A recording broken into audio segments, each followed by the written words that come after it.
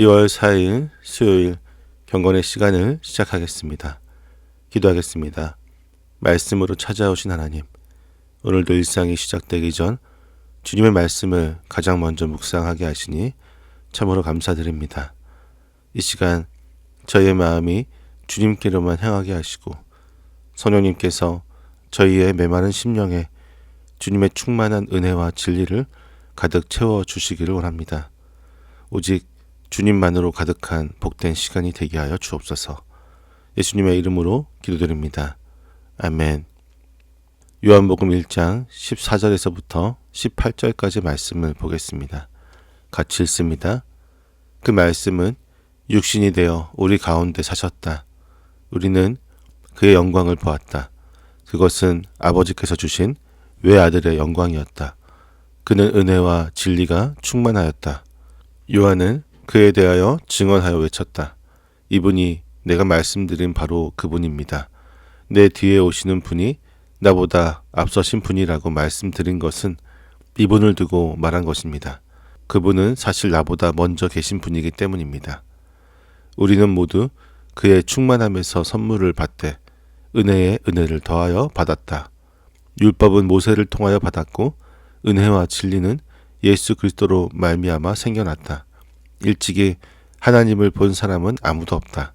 아버지의 품속에 계신 외아들이신 하나님께서 하나님을 알려주셨다. 아멘. 인간의 역사상 가장 놀라운 사건은 창조주께서 피조물의 세계 속으로 들어오신 것입니다. 태초에 하나님과 함께 계셨던 그 영원한 말씀이 시공간의 제약을 받는 연약한 인간의 몸을 입고 이 땅에 오신 것입니다. 이것은 인간의 이성으로는 다 헤아릴 수 없는 거대한 신비입니다. 오늘 우리는 요한의 증언을 통해 말씀이신 예수 그리스도께서 육신이 되어 우리 가운데 거하실 때 나타난 영광과 그분이 우리에게 가져다 주신 충만한 은혜의 세계를 함께 보고자 합니다. 요한은 이 위대한 사건을 한 문장으로 압축하고 있습니다. 그 말씀은 육신이 되어 우리 가운데 사셨다. 여기서 사셨다라고 하는 표현은 구약의 성막을 떠올리게 합니다. 과거 광야에서 하나님께서 이스라엘 백성 한가운데 장막을 치고 거하셨던 것처럼 이제 예수님께서 인간의 몸을 성막 삼아 우리 가운데 거하고 계시다는 뜻입니다. 제자들은 그분에게서 놀라운 것을 목격합니다. 우리는 그의 영광을 보았다. 그것은 세상의 권력자나 영웅들이 보여주는 화려함이 아니었습니다. 아버지께서 주신 외아들의 영광이었습니다. 이 영광은 눈부신 광채로 사람을 압도하는 것이 아니라 십자가의 고난과 죽음까지도 순종하려는 겸손과 사랑의 빛이었습니다. 그분 안에는 은혜와 진리가 충만했습니다. 시내산에서 모세에게 자신을 인자와 진실이 많은 하나님으로 계시하셨던 그 성품이 이제 예수 그리스도의 인격과 삶을 통해 완벽하게 드러난 것입니다. 죄인들을 향한 한없는 자비와 약속을 반드시 지키시는 신실함이 예수님 안에 가득 차 넘쳐 흐르게 된 것입니다. 세례 요한은 바로 이 위대한 분을 증언하며 외칩니다. 내 뒤에 오시는 분이 나보다 앞서신 분이라고 말씀드린 것은 이분을 두고 한 말입니다. 요한은 시간적으로 예수님보다 먼저 태어났고 먼저 사역을 시작했지만 영원전부터 계신 예수님의 선제성과 신성을 알아보았기 때문에 자신을 낮추고 오직 그분을 높였던 것입니다. 사도 요한은 우리가 받은 축복을 이렇게 고백합니다. 우리는 모두 그의 충만함에서 선물을 받되 은혜에 은혜를 더하여 받았다. 이것은 끊임없이 밀려오는 파도처럼 마르지 않는 은혜의 풍성함을 의미합니다. 그는 이 은혜를 설명하기 위해 모세와 예수님을 대조합니다. 율법은 모세를 통해 받았고 은혜와 진리는 예수님을 통해서 받았다는 것입니다. 모세의 율법도 하나님이 주신 귀한 선물이지만 그것은 그림자요 예고편에 불과했습니다. 율법은 하나님의 뜻을 알려주지만 그것을 지킬 능력을 주지는 못했습니다. 그러나 예수님은 실제이십니다. 그분은 율법의 요구를 십자가에서 완성하셨을 뿐만 아니라 우리에게 그 뜻대로 살 수 있는 생명과 능력을 주십니다. 우리는 율법이라는 옛 은혜 위에 예수 그리스도라고 하는 더 크고 완전한 새로운 은혜를 덧입게 된 것입니다. 본문은 웅장한 선언으로 마무리됩니다. 일찍이 하나님을 본 사람은 아무도 없다. 죄인인 인간은 거룩하신 하나님을 직접 볼 수 없습니다. 모세조차도 하나님의 영광을 직접 보기를 간절히 원했지만 그분의 등만을 볼 수 있었을 뿐입니다. 하나님은 인간에게 감추어진 신비였습니다.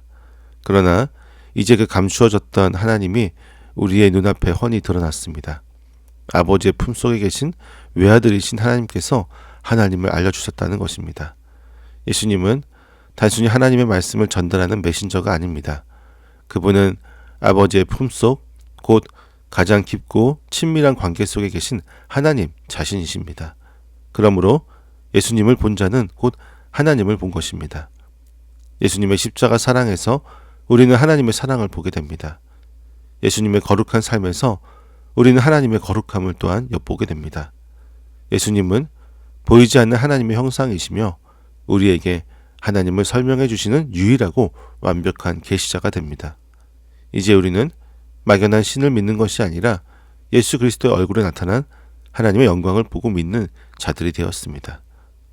예수님께서는 하늘의 거룩한 뜻을 관념 속에 가두어 두지 않으시고 인간의 삶 한복판으로 가지고 들어오셨습니다.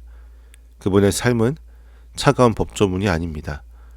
죄인을 품으시는 따뜻한 은혜와 죄와 타협하지 않는 거룩한 진리가 완벽하게 어우러진 살아있는 하나님의 영광이었습니다. 이제 그의 충만함에서 선물을 받되 은혜에 은혜를 더하여 받은 우리는 세상으로 나아갈 준비를 해야 합니다. 주님께서 육신을 입고 우리 가운데 성막을 치셨듯이 이제는 우리가 세상 사람들 틈에서 움직이는 작은 성막이 되어야 합니다. 보이지 않는 하나님을 볼 수 없는 세상은 보여지는 그리스도인인 우리의 삶을 통해 하나님을 가늠하게 될 것입니다. 그러므로 삶의 진리의 뼈대를 세우고 은혜의 살을 입혀야 합니다.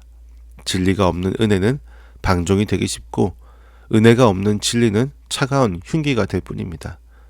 타인의 허물 앞에서는 은혜의 옷자락을 덮어주고 불의와 타협해야 하는 순간에는 진리의 빛을 발하십시오. 우리가 걷는 그 걸음마다 하나님의 거룩한 초서가 세워지고 우리를 통해 세상이 아버지의 독생자 영광을 보게 되는 놀라운 역사가 우리 모두의 삶 가운데 가득하기를 소망합니다. 기도하겠습니다. 은혜와 진리의 하나님, 높고 거룩한 곳을 떠나 낮고 천한 저희의 삶의 한복판에 장막을 치시고 감당할 수 없는 은혜 위에 은혜를 더하여 주심에 감사를 드립니다. 진리라는 이름으로 형제를 차갑게 정죄하거나 은혜라는 핑계로 죄와 타협하며 방종했던 저희의 삶을 회개합니다. 세상은 보이지 않는 하나님을 저희를 통해 본다고 했으나 정작 저희의 삶은 주님의 영광을 가리는 뿌연 거울과 같았음을 고백합니다. 이제는 저희가 세상 속의 작은 성막이 되어 주님의 성품을 보여주는 삶을 살기 원합니다. 타인의 허물은 따뜻한 은혜로 덮어주고 불의 앞에서는 단호한 진리로 맞서게 하시고 저의 삶을 통해 이웃들이 살아계신 하나님을 발견하게 하여 주옵소서. 예수님의 이름으로 기도드립니다. 아멘.